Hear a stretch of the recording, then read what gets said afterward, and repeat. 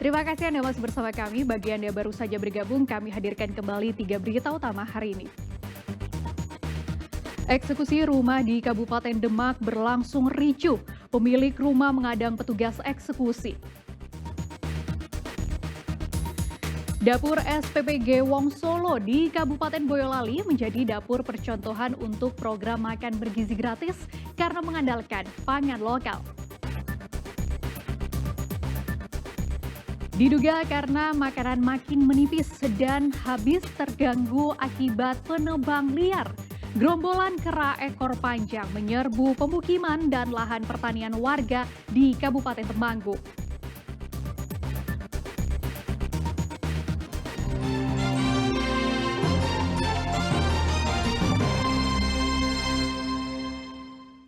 Eksekusi 3 rumah di Kabupaten Demak berlangsung ricuh Rabu siang. Keluarga pemilik rumah mengadang petugas eksekusi hingga keributan terjadi.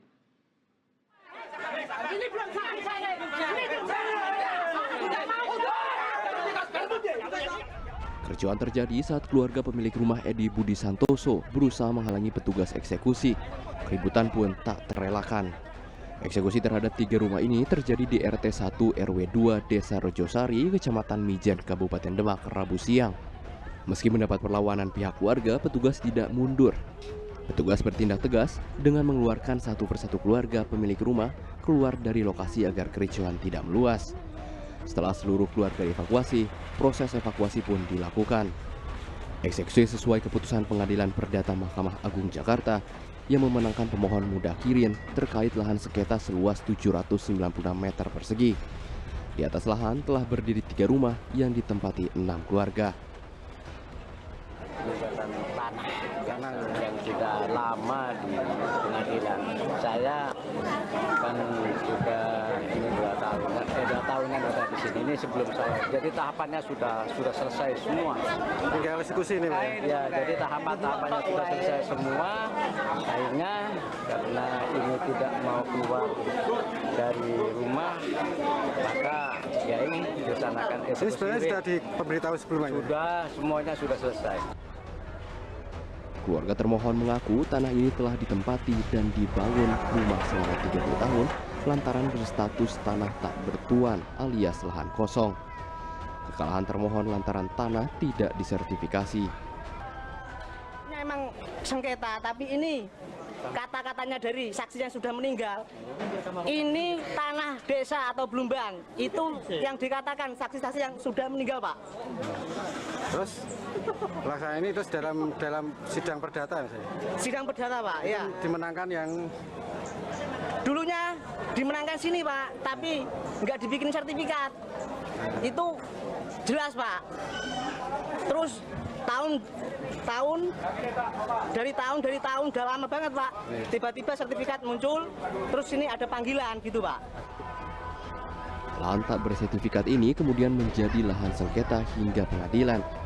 Termohon kalah lantaran tidak menyertakan tanda tangan anak dari kakek pemohon yang masih hidup saat mengurus sertifikat tanah. Ali Musafir yang melaporkan dari Demak. Pemerintah Kabupaten Sragen menutup semua pasar hewan lantaran wabah penyakit mulut dan kuku terus meluas dan meningkat. Terdata ribuan ternak terkena penyakit tersebut di mana lebih dari 100 ekor sapi mati. Seluruh pasar hewan di Kabupaten Sragen ditutup sementara muncul meningkat dan meluasnya wabah penyakit kuku dan mulut pada sapi. Dinas Ketahanan Pangan, Pertanian dan Perikanan Sragen langsung menginformasikan kebijakan tersebut dengan berkeliling ke seluruh pasar. Salah satunya di Pasar Hewan Langon di Kecamatan Sragen Kota. Petugas memasang spanduk berisi pengumuman penutupan seluruh aktivitas pasar hewan. Penutupan dimulai hari Kamis kemarin hingga 31 Januari mendatang. Penutupan pasar hewan dilakukan karena penyebaran wabah penyakit mulut dan kuku pada sapi terus meluas dan meningkat. Selama penutupan pasar, penyemprotan disinfektan dan vaksinasi terhadap sapi sehat terus digencarkan. Mulai tanggal 16 Januari sampai tanggal 31 Januari di periode pertama. Itu dengan harapan agar lalu lintas proses penyebaran penyakit mulut dan kuku di wilayah Sragen khususnya itu lebih terkendali. Selama ini tindakan kita untuk penanganan kasus PMK yang ada di Sragen, itu yang pertama kita desinfeksi. Kita ada bantuan vaksin di periode pertama, itu 450 dosis, jadi untuk sapi-sapi yang betul-betul sehat, itu kita sudah selesai kemarin kita vaksin. Dan ini kita dapat lagi tambahan sekitar 2.000 di periode kedua ini. Pedagang memahami dan menerima kebijakan pemerintah agar mereka tidak merugi terlalu dalam. Selama PMK merebak, aktivitas pasar menurun sehingga penjualan juga anjlok. Jika biasanya ratusan ekor sapi dibawa masuk ke pasar tiap hari, namun sejak PMK datang, jumlah sapi yang dibawa masuk hanya puluhan ekor saja. Merasa ya gimana ya, kalau kita dikatakan rugi memang ya tidak rugi, tapi ini karena kehendak pemerintah untuk memberhentikan penyebaran terindikasi penyakit PMK, memang langkah pemerintah seperti ini. Sapi yang masuk di pasar itu sudah turunnya gratis, Mbak. Hanya 15% yang masuk di pasar. Selain di Nglangon, penutupan serupa juga diberlakukan di pasar hewan Sumber Lawang, Gemolong, Tanon, dan Sambirjo. Berdasarkan data dari Dinas Ketahanan Pangan Pertanian dan Perikanan DKP 3 Sragen, tercatat ada 1.354 kasus PMK. Dengan kematian ternak sapi sebanyak 122 ekor. Kasus terbanyak ditemukan di Kecamatan Mondokan dengan 240 kasus. Heri Prasetyo melaporkan dari Kabupaten Sragen. Kemunculan kera ekor panjang mengganggu ketenangan warga Temanggung. Kawanan kera itu tak hanya menyerbu pemukiman, tapi juga lahan pertanian. Serangan satwa liar kera ekor panjang menyerbu permukiman dan lahan pertanian di 4 desa di Temanggung. Keresahan pun terus menyelimuti warga desa. Atap rumah warga pun jadi berantakan. Selain rumah, lahan pertanian pun banyak yang rusak. Kemunculannya ditengarai berasal dari alam liar Gunung Sumbing dan Sindoro. Fenomena kera turun gunung merupakan salah satu tanda sumber makanan di habitat mereka yang telah menipis, yang disebabkan banyaknya faktor seperti rusaknya ekosistem alam karena penebangan liar. Tentu resah, Mas. Kemarin ada batu bata yang dirusak, Mas. Dari alam liar ya, saya takut merusak tanaman atau ya lainnya ya. Kalau dengan turunnya kawanan kera ini, Pak, sudah kerap terjadi tiap tahunnya, Bu? Ya baru sekarang ini. Kini warga berharap pihak terkait agar segera menangani kera liar tersebut untuk kembali ke habitatnya. Wahyu Diono melaporkan dari Temanggung. Ratusan warga berebut gunungan hasil bumi dalam tradisi nyadran lepen di Temanggung sebagai tanda syukur atas hasil panen yang melimpah. Ratusan warga Dusun Lemuk, mulai dari orang dewasa sampai anak-anak, antusias berebut gunungan hasil bumi dalam rangka tradisi nyadran lepen di Desa Legok Sari, Temanggung. Mereka rela berdesakan untuk mendapat ragam sayur, buah hingga tembakau. Ini untuk melahap berkah dari Maha Kuasa supaya selalu diberkahi. Selain mencari keberkahan, tradisi ini juga sebagai pengingat masyarakat untuk selalu bersyukur atas keberhasilan panen yang melimpah. Bentuk rasa syukur yang diberikan kepada Allah SWT.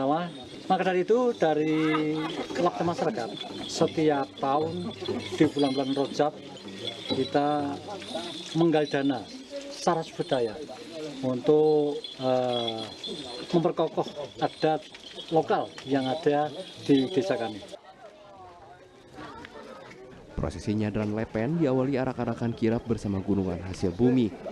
Warga berjalan kaki dari kantor desa menuju sungai dengan jarak sekitar 1 km. Wahyu Diono melaporkan dari Temanggung. Persipur berhasil mengalahkan PSIR Rembang dalam laga lanjutan Grup B Liga 4 Jawa Tengah Rabu lalu. Tampil di kandang sendiri, Persipur unggul 4-3 atas tim tamu.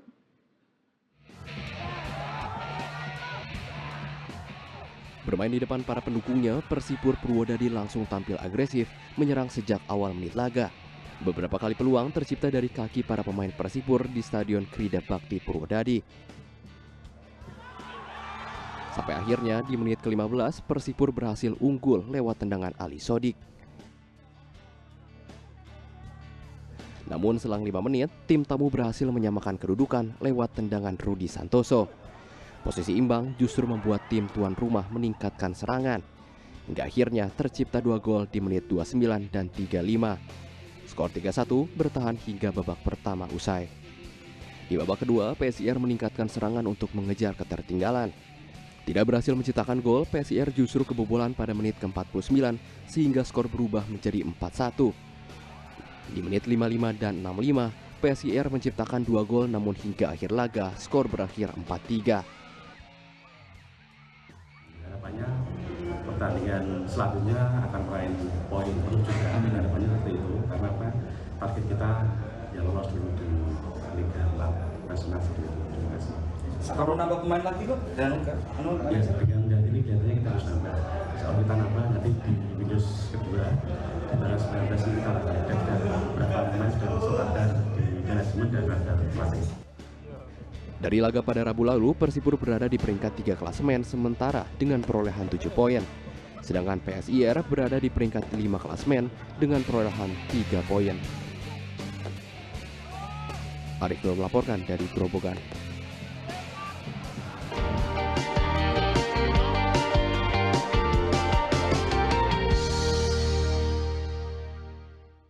Informasi tadi mengakhiri jumpa kita hari ini. Atas nama rekan bertugas, saya Frin Mariana mengucapkan terima kasih atas kebersamaan Anda. Selamat beraktivitas dan sampai jumpa.